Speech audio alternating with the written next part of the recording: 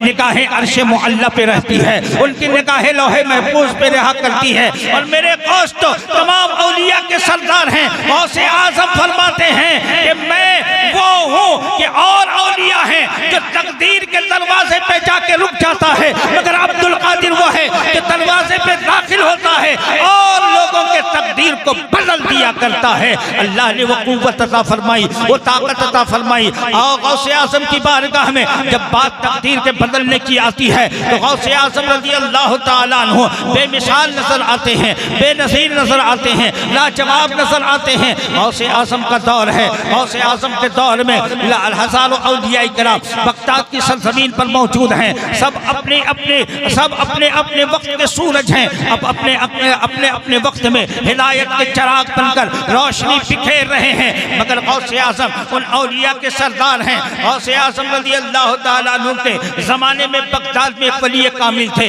जिसे हजरत हम्माद कहा जाता था।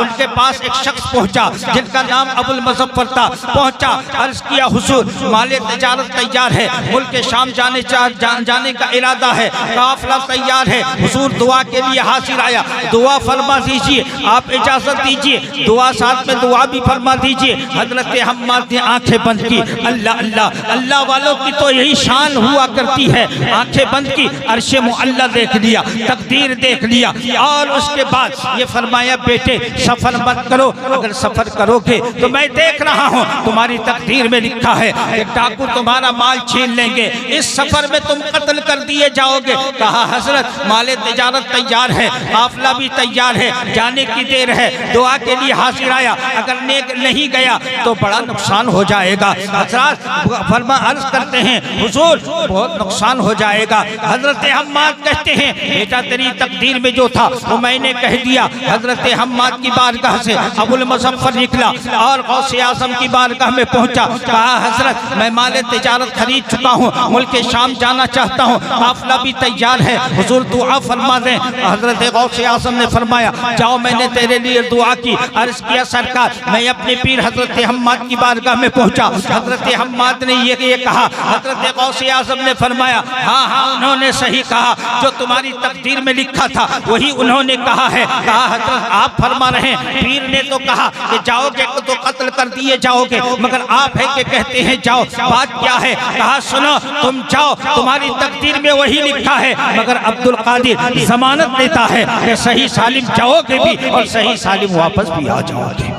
हजरत गौसे आजम की बारगाह से अबुल मुज़फ्फर ने इजाजत ली, मुल्क शाम पहुंचा, तिजारत का सामान बेचा, सबसे ज्यादा नफा कमाया, हर बार से ज्यादा नफा कमाया। और उसके बाद नफा हासिल करने के बाद दिरहम और दीनार की गठरी को कांधे पे उठाया और बगदाद के लिए रवाना हुआ। जब बगदाद के करीब पहुंचा, रात हो चुकी थी। अब एक सराय खाने में जो मुसाफिरों के लिए रास्ते के किनारे मकानात बने होते हैं उनको सराय खाना कहा जाता है। एक सराय में रुके और उसके बाद रात का वक्त था, इस्तिंजा के लिए गए, एक ताक पे पैसे की गठरी को रखा, वापसी में भूल गए और रात को सो गए। अभी सोने में ख्वाब देखते हैं, अबुल मुज़फ्फर ख्वाब देख रहे हैं कि मैं काफिले वालों के साथ सफर कर रहा हूँ। अचानक डाकुओं का सामना हुआ। डाकुओं के कुछ लोगों ने आकर माल छीन लिया। एक डाकू ने आगे बढ़ा, तलवार चलाई, मेरी गर्दन पे मारी। जैसे ही गर्दन पे तलवार लगी, दर्द का एहसास हुआ, अबुल मुज़फ्फर की नींद खुल गई। हजरात हम भी ख्वाब देखते हैं, मसलन ये ठंडक का मौसम है, आप बिस्तर पे सोए हैं, अचानक ख्वाब देख रहे हैं कि हम पानी में गिर गए, पानी में ठंडक का एहसास हुआ, लेकिन नींद खुली। क्या देखते हैं, आप अपने बिस्तर पे हैं मगर कंबल से जिस्म से हट चुका है, ठंडक का एहसास हो रहा है। ख्वाब आपने क्या देखा कि आप पानी में गिर चुके हैं, पानी की ठंडक महसूस कर रहे हैं, लेकिन हुआ ये नहीं है, बल्कि हुआ ये है कि आपके जिस्म से कंबल हट गया, आप तो अपने बिस्तर पे भी है। ऐसा ही ख्वाब हम और भी देखा करते हैं, लेकिन ख्वाब का असर ये जाहिर नहीं होता, ख्वाब ही तक महदूद रहता है। ख्वाब नींद से बेदार हो गए, ख्वाब की हालत कट गई, आपको वो एहसासात भी खत्म हो गए। लेकिन आओ, अबुल मुज़फ्फर ने ख्वाब देखा, डाकुओं ने तलवार मारी, डाकू ने तलवार मारी, गर्दन पे लगी, गर्दन में दर्द का एहसास हुआ, नींद खुली, गर्दन पे हाथ रखा। जब हाथ रखा, हाथ को अपनी निगाहों के सामने रखा तो क्या देखा कि खून लगा हुआ हुआ है, घबराहट पैदा हो गई। उठा, अपने पैसे की गठरी को तलाश किया, नहीं पाया। याद आया कि मैं तो भूल गया था। फिर वहां पहुंचा, देखा गठरी सही सलामत है, वापस ले आए। और ले आने के बाद जब सुबह हुई तो गठरी को कांधे पे लाद कर बगदाद के बाजार में दाखिल हुआ। अबुल मुज़फ्फर सोच रहा है मैं जाऊं तो कहां जाऊं। पहले मेरे पीर हजरत हम्माद ने कहा था सफर मत करो, गौसे आज़म ने कहा था सफर करो। अब मैं किसकी बारगाह में पहले हाजिरी दूं। अब उधर से देखा पीर हजरत हम्माद तशरीफ ला रहे हैं, मुलाकात हो गई। हजरत हम्माद ने कहा बेटा जाओ पहले अब्दुल कादिर की बारगाह में, तुम्हारी तकदीर में वही लिखा था जो मैंने कहा था, मगर अब्दुल कादिर की दुआओं से तुम्हारी तकदीर बदल गई है। अब वो अबुल मुज़फ्फर चला, गौसे आज़म की बारगाह में हाजिर आया। गौसे आज़म की बारगाह में हाजिर आकर कहने लगा हुजूर ये वाकया मेरे सामने पेश आया, मैंने ऐसे ख्वाब देखा, मेरी गर्दन में दर्द भी था, मेरी गर्दन में खून के निशान भी मौजूद थे। अब हजरत गौसे आज़म फरमाते हैं बेटा अबुल मुज़फ्फर सुन, तुम्हारी तकदीर में वही लिखा था जो तेरे पीर ने कहा था, जो हजरत हम्माद ने कहा था। मगर जब मैंने कहा कि जाओ सफर करो तो मैंने तुम्हारे लिए 17 बार दुआ की, और अल्लाह ने जो जाहिर में होने वाला था, जो तकदीर में लिखा हुआ था, वही जाहिर में भी होने वाला था। मगर मेरी दुआओं की बरकत से तुम्हारी तकदीर को बदल दिया, जो जाहिर में होने वाला था उसे अल्लाह ने ख्वाब में बदल दिया। नारे तकबीर, नारे रिसालत, करामते गौसे आज़म, फैज़ाने गौसे आज़म, नारे तकबीर, नारे रिसालत। अब नतीजा सुनने से पहले एक बात याद रखो, मेरे गौस की जब मेरे गौस ने फरमा दिया जाओ मैं तुम्हारे लिए दुआ कर रहा हूँ, मैं तुम्हारा ज़ामिन हूँ। हजरात इसका मतलब ये है मेरे गौस की निगाहों में उसका सफर था, उसकी वापसी थी, उसकी तिजारत थी, माले तिजारत था, उसकी हिफाजत मेरे गौसे आज़म की निगाहों में मौजूद थी। ये मेरे गौसे आज़म रज़ी अल्लाह ताला अन्हु की निगाह का आलम ये है। और सुनो मेरे गौसे आज़म रज़ी अल्लाह ताला अन्हु की निगाहों की बात जब आ गई है, और बात ये आई है कि तकदीर को गौसे आज़म बदल देते हैं। गौसे आज़म की बारगाह में एक मुरीद हासिल हुआ, बैअत की एक शख्स हासिल हुआ, मुरीद हुआ, तौबा की, घर वापस चले गए। और जब रात को सोए तो क्या देखा, रात को ख्वाब देखता है कि 70 अजनबी औरतों के साथ वो जना कर रहा है, जना में मुब्तला है। अब घबराहट हुई, 70 अजनबी औरतों के साथ जना में मुब्तला हुआ, घबराहट पैदा हुई। सुबह हुई, गौसे आज़म की बारगाह में हाजिर हुआ ताकि माजरा कह सुनाऊं। गौसे आज़म की बारगाह में बैठा है, कैसे सुनाए, लोगों की भीड़ है, शर्म का एहसास है, बैठा हुआ था। जब लोग खाली हुए फिर एहसास हुआ कि ये बात मैं गौसे आज़म को कैसे सुनाऊं, ये मेरे पीर हैं, मैं इनका मुरीद हूँ, मैं कैसे सुना सकता हूँ। मगर गौसे आज़म तो गौसे आज़म थे। गौसे आज़म ने फरमाया बेटा तुमने रात में ख्वाब में देखा 70 अजनबी औरतों के साथ तुमने बदकारी की है। बेटा सुन, उसकी हकीकत ये है कि जब तू मुझसे मुरीद हुआ था मैंने देख लिया कि तेरी तकदीर को, तेरी तकदीर में लिखा था कि तू जाहिर में 70 औरतों से बदकारी करेगा। मुझे गवारा न हुआ कि मेरा मुरीद हो, मेरा चाहने वाला हो, मुझसे मोहब्बत करने वाला हो और वो 70 औरतों से बदकारी करे, ऐसा मुझे गवारा न हुआ। मैंने दुआ की रब से, मौला मेरा मुरीद है, मेरा चाहने वाला है, इसने मुझे मेरे दामन पे हाथ दिया, दामन पे हाथ देकर मेरी इरादत को कबूल किया है। मौला इसकी तकदीर पे लिखा है कि 70 औरतों से बदकारी करेगा। मौला तू इसे बचा ले, इसकी हिफाजत फरमा ले, इसको गुनाहों से बचा ले। तो मैंने दुआ की, अल्लाह ने मेरी दुआ के कबूल की और मेरी दुआओं की बरकत से जो जाहिर होने वाला था उसे अल्लाह ने ख्वाब में बदल दिया है। अब तो गुनाहों में मुब्तला नहीं होगा। यहाँ से दो बात समझ में आई। एक बात तो यह है कि गौस का सच्चा इरादतमंद होगा, जो गौस का सही चाहने वाला होगा, जिसके दिल में गौसे आज़म की मोहब्बत होगी। अगर उसकी किस्मत में बुराई भी लिखी है, गौस की निगाहों के बरकत से वो बुराई टल जाया करती है। और दूसरी बात यह है कि ख्वाब हम भी देखते हैं, ख्वाब आप भी देखते हो, ख्वाब हर इंसान देखा करता है, मगर ख्वाब की कैफियत भी अलग अलग हुआ करती है। कोई डरावनी ख्वाब देखता है,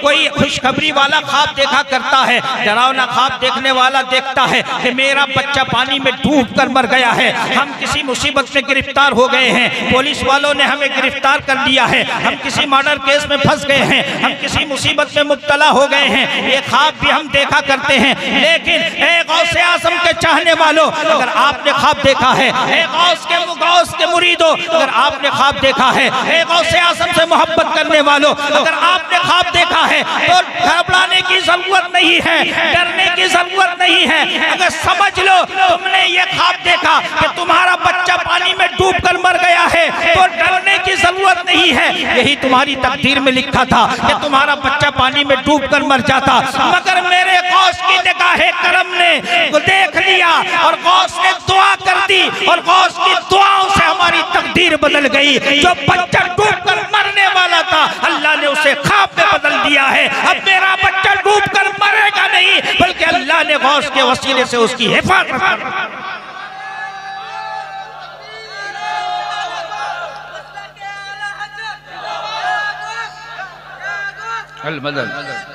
अल्लाह।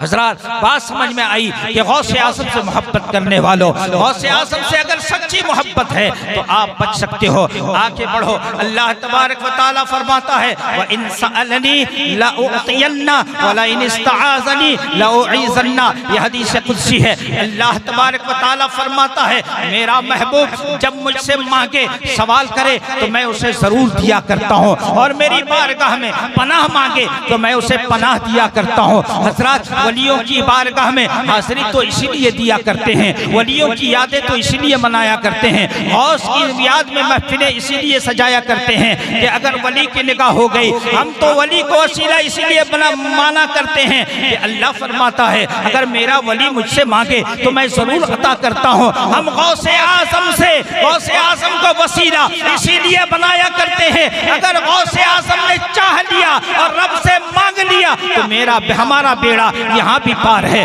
वहाँ भी पार है। हम यहाँ से भी मुसीबत में बच गए और वहाँ भी मुसीबत से बच जाएंगे, हश्र में भी बचेंगे, कब्र में भी बचेंगे। हजरत, इसीलिए तो कब्र की हालत यह है कि आला हजरत फरमाते हैं जान तो जाते ही जाएगी, क़यामत यह है कि यहाँ मरने पे ठहरा है नज़ारा तेरा। यानी अगर यहाँ मर जाओ तो गौसे आज़म का नज़ारा, गौसे आज़म का नज़ारा होगा। हजरत, आपने पढ़ा है, किताबों में पढ़ा है, उलमा से सुना है, तकरीर भी आप सुनते रहते हैं कि कब्र में मुस्तफ़ा आएंगे, हर मुसलमान के कब्र में मुस्तफ़ा आएंगे, कब्र मुनव्वर हो जाएगी। आला हजरत फरमाते हैं लहद में इश्क़ रुखे शह का दाग लेके चले, अंधेरी रात सुनी थी चराग लेके चले। मुस्तफ़ा की मोहब्बत अगर दिल में आपकी रमो जसन है, मोहब्बत का चराग चल रहा है, यही चराग कल कब्र में रोशनी का काम देगा। ये आपने सुना है, मुस्तफ़ा कब्र में आएंगे, मगर आला हजरत फरमाते हैं कि जान अगर चली गई, अगर मुस्तफ़ा के दीवानों की जान गई, गौस के चाहने वाले की जान गई, तो कब्र में पहुंचोगे तो मुस्तफ़ा के तो आएंगे ही, गौस की मदद भी हो जाएगी। अल्लाह अल्लाह, गौस की मदद कैसे होगी? सुनो, उलमा फरमाते हैं दुनिया में अगर किसी अल्लाह वाले से आपने मोहब्बत की है, अगर किसी गौस से मोहब्बत की है, किसी वली से मोहब्बत की है, किसी आलिम हक्कानी से मोहब्बत की है, किसी मुज्तहिद से मोहब्बत की है और दुनिया में सच्चे दिल से मोहब्बत की है, तो जब आप कभी मुसीबत में फंसते हो तो वो वली आपकी उस मुसीबत में मदद के लिए पहुंच जाया करता है। जंगल में फंसे हो, वो वली चला जाता है उसी जंगल में तुम्हारी मदद किया करता है। दुनिया के किसी काम में फंस गए, वो वली आपको इस दुनिया के काम में मुसीबत से छुटकारा दिलाया करते हैं। कब्र में फंसोगे, अंधेरी रात होगी, फरिश्ते आएंगे, कब्र को चीरते हुए आएंगे, डरावनी आंखें होंगी, डरावनी सूरत होगी, ऐसे आलम में झजोड़ कर सोने वाले को उठाएगा, जल दफन किए जाने वाले को वो फरिश्ते उठाएंगे। मौका डर का होगा, खौफ का होगा, खौफ से दिल दहलता होगा। ऐसे आलम में अगर आपने दुनिया में किसी सच्चे वली से मोहब्बत की है, आलिम हक्कानी से मोहब्बत की है, उलमा फरमाते हैं वो उसी कब्र में पहुंच जाएंगे और कहेंगे ऐ मेरे मानने वालों, ऐ मुझसे मोहब्बत करने वाले, आराम से, घबराने की जरूरत नहीं, मैं यहाँ आ गया हूँ, तुम्हारी मदद के लिए आ गया हूँ। जब एक आम वली का आलम यह है कि वो कब्र में मदद करने के लिए पहुंच जाता है और मेरा गौस तो वलियों का सरदार है, मेरा गौस क्यों नहीं आएगा? इसीलिए आला हजरत फरमाते हैं जान तो जाते ही जाएंगे। यह है कि यहाँ मरने पे ठहरा है। नजर नारे तकबीर, नारे रिसालत, मसलके आला हजरत, नारे तकबीर। इसलिए हम वलियों से मोहब्बत करते हैं, नबियों से मोहब्बत करते हैं, अल्लाह के महबूबों से मोहब्बत करते हैं। और आगे आओ महबूबे मकाम महबूबियत पे जो फायज हो जाता है उसकी शान क्या होती है, जरा मुलाहजा करो। हदीस कुदसी है, अल्लाह तबारक व तआला फरमाता है, मा तरद्दतु अन शैइन अना फाइलुहु, मैं किसी काम में रुकता नहीं, जिसको मैं करना चाहता हूँ उसे करता हूँ, कोई रुकावट नहीं, कोई तवक्कुफ नहीं, कोई रोकने वाला नहीं। मैं जिसे चाहूँ करूँ और मैं जिसे चाहूँ ना करूँ। मगर अल्लाह फरमाता है, तरद्दुदी अन नफ्सिल मुमिनी यकरहुल मौत, अल्लाह फरमाता है मगर मैं वहाँ रुक जाता हूँ जहाँ पे कोई मेरा महबूब बंदा होता है और मौत को नापसंद करता है, तो मैं वहाँ रुक जाता हूँ। क्यों? इसलिए रुक जाता हूँ, अना अकरहु मुसाअता, अल्लाह फरमाता है मैं उसको नाखुश करना पसंद नहीं करता, यानी मेरा बंदा ये नहीं चाहता कि मैं मरूं। हजरात इसकी मिसालें मौजूद हैं, हदीसों में मौजूद है। हजरत मूसा अला नबीना अलैहि सलातु व तस्लीम है, अल्लाह के महबूब हैं, उनके पास हजरत इजराइल आ गए। हजरत मूसा ने पूछा, ऐ इजराइल किस लिए आए हो? हजरत इजराइल ने अर्ज किया, सरकार मैं आपकी रूह कब्ज करने के लिए आ गया हूँ। हजरात हमारे यहाँ लाखों लोग मरा करते हैं, रोजाना लोग मरते हैं, कोई ना कोई मरता है, रोजाना हमारे सामने रूहें निकलती है, कैसे निकली पता नहीं। हमारे सामने एक आदमी लेटा है जिसमें नज़ा के आलम में है और जिसमें कपकपी है और वो सोया हुआ है, तकलीफ के आलम में है। अचानक देखा मुंह खुला, रूह निकल गई, सांस टूट गई, आंखें खुली के खुली रह गई, जिस्म पे हरकत हो गया। हजरत हम ऐसा देखते रहते हैं। हजरत इजराइल आए, मलकुल मौत आए, रूह निकाल कर लेके चले गए, हमें एहसास नहीं हुआ, बस इतना एहसास हुआ कि मरने वाले की सांस टूट गई, मुंह खुला रह गया, आंखें धरी की धरी रह गई, जिस्म पे हरकत बन गया। हजरत यही देखते हैं। मगर अल्लाह के महबूबों की शान यह है कि फरिश्ते आते हैं तो इजाजत लेकर आया करते हैं। मलकुल मौत आए, अर्ज किया, ओके, हजरत मूसा ने पूछा क्यों आए हो? हजरत मलकुल मौत ने अर्ज किया, सरकार मैं आपकी रूह निकालने के लिए आया हूँ। हजरत मूसा बड़े जलाली थे। हजरत मूसा ने फरमाया कि मैं तो अल्लाह के दीन की तबलीग कर रहा हूँ और तुम मेरी रूह की निकालने के लिए आ गए। हजरात लफ्ज़ तबलीग से आपने समझा होगा, आजकल जो तबलीग करते हैं, मस्जिदों में घूम घूम कर तबलीग करते हैं, मुसलमान के मोहल्लों में तबलीग करते हैं, आज मस्जिद को होटल बनाकर तबलीग करते हैं, ये वो तबलीग नहीं है। तबलीग का मतलब अल्लाह के अहकाम को पहुँचाना है। ये अंबियाई किराम है, ये औलियाए इज़ाम है, वो उलमाए सबिल एहतराम है, ये करते हैं जो दीन की तबलीग, ये अल्लाह के पैगाम को लोगों तक पहुँचाते हैं। इसे तबलीग इस्लाम कहा जाता है, इसे तबलीग दीन कहा जाता है, इसे तबलीग शरीयत कहा जाता है, इसे तबलीग मसलक व मजहब कहा जाता है। हजरत मूसा ने फरमाया मैं अल्लाह के दीन की तबलीग कर रहा हूँ और आप मेरी रूह कब्ज करने आ गए। आए छलाल में एक तमाचा मारा, आंख निकल आई। हजरत इजराइल अलैहिस्सलाम अपनी आंख को लिया और वहां से निकल गए, रब की बारगाह में पहुंच रहे हैं। हजरत इजराइल ने ये नहीं कहा सरकार आपको रूह निकालने न देना था तो न देते, मगर आपने मारकर आंख क्यों निकाल दी? ये बोलने की हिम्मत भी ना हुई। क्यों? इसलिए कि हजरत इजराइल जानते हैं नबी की बारगाह का अदब क्या है। हजरत जब हजरत मूसा की बारगाह का अदब यह है कि फरिश्ता भी हजरत मूसा के फैसले पर सर झुका दे, तो मुस्तफा की बारगाह के अदब का आलम क्या होगा, मुस्तफा की बारगाह के एहतराम का आलम क्या होगा, मुस्तफा की बारगाह की ताज़ीम का आलम क्या होगा। हजरत इब्राहिम हजरत मूसा ने मार कर तमाचा, आंख निकाल दी। हजरत इजराइल पहुंचे रब की बारगाह में, अर्ज किया मौला आज तूने एक ऐसे बंदे की रूह निकालने के लिए भेजा जिसने मारकर मेरी आंख निकाल दी। अल्लाह ने दस्ते कुदरत से उनकी आंख को ठीक किया और फरमाया जाओ दुनिया में। हजरत इजराइल आए, जन्नत से एक बैल लेकर आए हजरत मूसा के बारगाह में। हजरत मूसा ने पूछा फिर आप आ गए, क्या बात है? हजरत इजराइल ने अर्ज किया सरकार हम इसलिए आए हैं, अल्लाह का पैगाम लेकर आए हैं। क्या पैगाम? पैगाम लेके आए हो कि अल्लाह ने जन्नत से ये जानवर भेजा है। कहा क्या करना है? कहा इसकी पीठ पे हाथ रख दीजिए, आपकी हथेली के नीचे जितने बाल आ जाएंगे उतने साल आपको जिंदगी आपको जिंदगी अता कर दी जाएगी, हजरत ज़ाहिरी जिंदगी अता कर दी जाएगी। हजरत मूसा ने फरमाया फिर क्या होगा? हजरत इजराइल ने अर्ज किया फिर अल्लाह का वादा है कुल्लु नफ्सिन ज़ाइक़तुल मौत, हर नफ्स को मौत का मज़ा चखना है। हजरत मूसा ने कहा जब रूह निकालना ही है अब और तब क्या, चलो मैं फिलिस्तीन चलता हूँ, उस फिलिस्तीन की सरजमीन पर जहाँ मैं कहूँगा वहीं पे मेरी रूह निकाली जाएगी। हजरत मूसा चले, फिलिस्तीन की सरजमीन पर पहुँचे, देखा कि कब्र खुदी हुई है, फरिश्तों का हुजूम है, फरिश्तों की भीड़ है। हजरत मूसा ने पूछा ये कब्र किसकी है? फरिश्ते खामोश हैं। क्यों खामोश है? इसलिए खामोश है अभी फरिश्तों ने देखा, मार कर आंख निकाल दी इजराइल अलैहिस्सलाम की। न जाने अगर कह दिया जाए आपकी कब्र है, हमारा क्या आलम होगा, हमारा क्या हाल होगा। इसलिए फरिश्तों ने अर्ज किया सरकार ये कब्र जिसके नाप की हो जाए ये उसी की है। हजरत मूसा कब्र में लेट गए और फरमाया कि ये कब्र तो मेरे नाप की है, ऐ फरिश्ते आओ मेरी रूह को यहाँ पे कब्ज करो। हजरत इजराइल पहुंचे, उनकी रूह को वहाँ पे कब्ज किया। हजरत जो लोग कहते हैं नबी को पीठ के पीछे की खबर नहीं, दीवार के पीछे की खबर नहीं, जिसका नाम मोहम्मद अली है वो किसी चीज का मालिक व मुख्तार नहीं, नबी को गैब की खबर नहीं है, मौत कब आएगी ये किसी को मालूम नहीं है, कब कौन कहाँ मरेगा ये किसी को पता नहीं है, ये सिर्फ जानता है अल्लाह। ये जिसका अकीदा है वो कान खुलकर सुन ले कि हजरत मूसा कब्र में लेटे हैं और फरमाते हैं मेरी रूह यही निकलेगी और मैं यहीं पे मुझ पर मौत तारी की जाएगी। जब हजरत मूसा को मालूम है तो मेरे नबी को कितना मालूम होगा, मेरे नबी के इल्म गैब का आलम क्या होगा। अब मैं अर्ज करना चाहता था, अर्ज ये करना चाह रहा था कि हजरत मूसा ने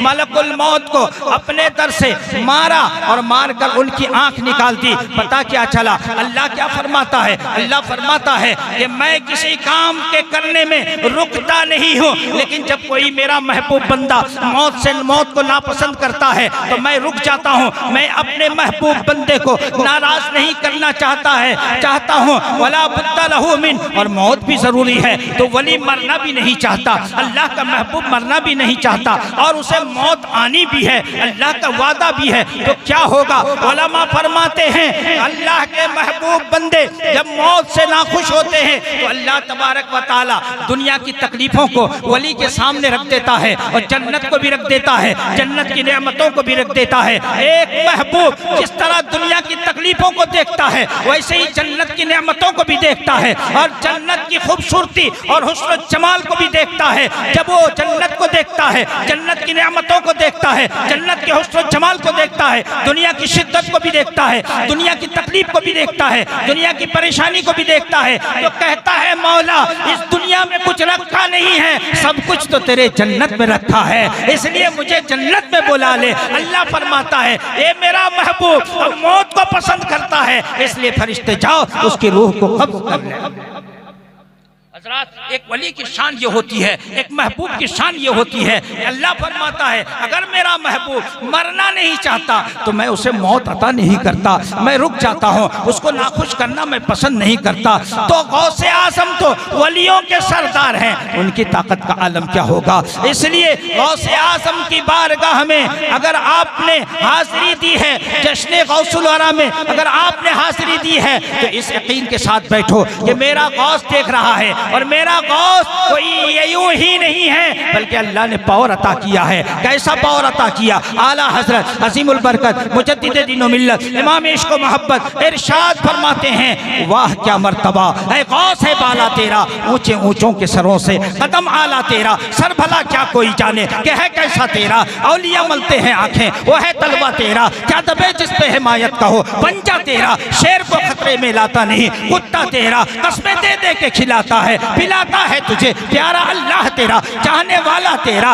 और हुस्न नीयत हो खता फिर कभी करता ही नहीं, आजमाया है ये गाना है तो गाना तेरा। गौसे आज़म की शान ये है कि ऐ लोगों गौसे आज़म रहते हैं बगदाद में मगर नजर अपने मानने वाले एगरा के सुन्नी मुसलमानों पर भी।